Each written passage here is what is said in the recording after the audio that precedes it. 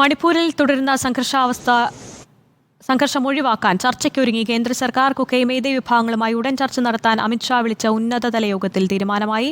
ആവശ്യമെങ്കിൽ കൂടുതൽ സേനയെ വിന്യസിക്കും. വിനിത വേണുവാണ് വിശദാംശങ്ങളുമായി ചേരുന്നത്. വിനിത, നിയമം കയ്യിലെടുക്കുന്നവർക്കെതിരെ കർശന നടപടി സ്വീകരിക്കാൻ അമിത്ഷാ യോഗത്തിൽ നിർദ്ദേശിച്ചിട്ടുണ്ട്. മറ്റു വിവരങ്ങൾ എന്തൊക്കെയാണ്? ആര്യ, കുക്കി മേധേ വിഭാഗങ്ങൾക്കിടയിൽ ഇപ്പോഴും സംഘർഷം നിലനിൽക്കുന്ന സാഹചര്യത്തിലാണ് ശക്തമായ നടപടികളിലേക്ക് കേന്ദ്ര സർക്കാർ കടക്കുന്നത്. ഇന്ന് ചേർന്ന ആഭ്യന്തരമന്ത്രി അമിത്ഷാ വിളിച്ച ഉന്നതതല സുരക്ഷാ യോഗത്തിന് ശേഷമാണ് ആഭ്യന്തര മന്ത്രാലയം ഇക്കാര്യത്തിൽ ഒരു വ്യക്തത നൽകിയിരിക്കുന്നത്. മേധേ കുക്കി വിഭാഗങ്ങളുമായി ഉടൻ നേരിട്ട് ചർച്ചകൾ നടത്താനാണ് തീരുമാനം.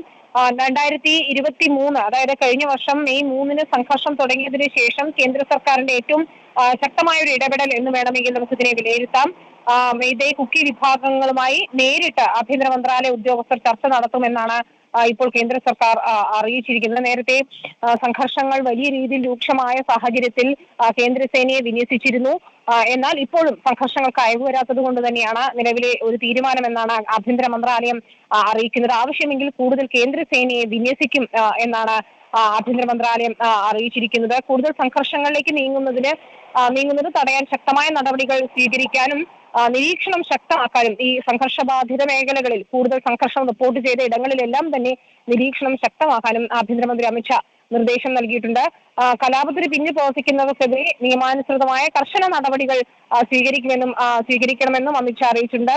മണിപ്പൂരിലെ സമാധാനവും സ്വസ്ഥതയും ഉറപ്പിക്കുന്ന രീതിയിലാകണം സേനാ വിന്യാസം എന്നാണ് അമിത്ഷാ യോഗത്തിൽ നിർദ്ദേശം നൽകിയിരിക്കുന്നത്. അങ്ങനെ സംഘർഷം അവസാനിപ്പിക്കുന്നതിന് കൂട്ടായ പരിശ്രമം ആവശ്യമാണെന്നും കൂടുതൽ ചർച്ച നടത്താൻ തീരുമാനിച്ചിട്ടുണ്ടെന്നും പിന്നീട് ആഭ്യന്തര മന്ത്രാലയം വാർത്താക്കുറിപ്പിലും അറിയിച്ചിട്ടുണ്ട്. Chief army staff general Manoj Pandey, കേന്ദ്ര ആഭ്യന്തര secretary Ajay Bhalla, intelligence bureau director, നിയുക്ത സൈനിക മേധാവി ലഫ്റ്റനന്റ് ജനറൽ ഉപേന്ദ്ര ദ്വിവേദി, മണിപ്പൂരിന്റെ സുരക്ഷാ ഉപദേഷ്ടാവായ കുൽദീപ് സിംഗ് തുടങ്ങിയ ഉന്നത ഉദ്യോഗസ്ഥരാണ് ഈ യോഗത്തിൽ പങ്കെടുക്കുകയും ചെയ്തത്. നമുക്കറിയാം, RSS ഉൾപ്പെടെ മണിപ്പൂർ വിഷയത്തിൽ വലിയ രീതിയിലുള്ള വിമർശനം കേന്ദ്ര സർക്കാരിനെതിരെ ഈ തെരഞ്ഞെടുപ്പിന് പിന്നാലെ ഉന്നയിച്ചിരുന്നു. ഇതിന് പിന്നാലെയാണ് ഇപ്പോൾ അടിയന്തരമായി ഉന്നതതല സുരക്ഷാ യോഗം വിളിക്കുകയും ശക്തമായ നടപടികളിലേക്ക് കേന്ദ്ര സർക്കാർ കടക്കുകയും ചെയ്യുന്നത്. ഏതായാലും മണിപ്പൂരിലെ സംഘർഷം അവസാനിപ്പിക്കുന്നതിന് വേണ്ടി ശക്തമായ നിലപാടുകൾ എടുക്കുമെന്ന് തന്നെയാണ് ആഭ്യന്തര മന്ത്രാലയം വ്യക്തമാക്കുന്നത്.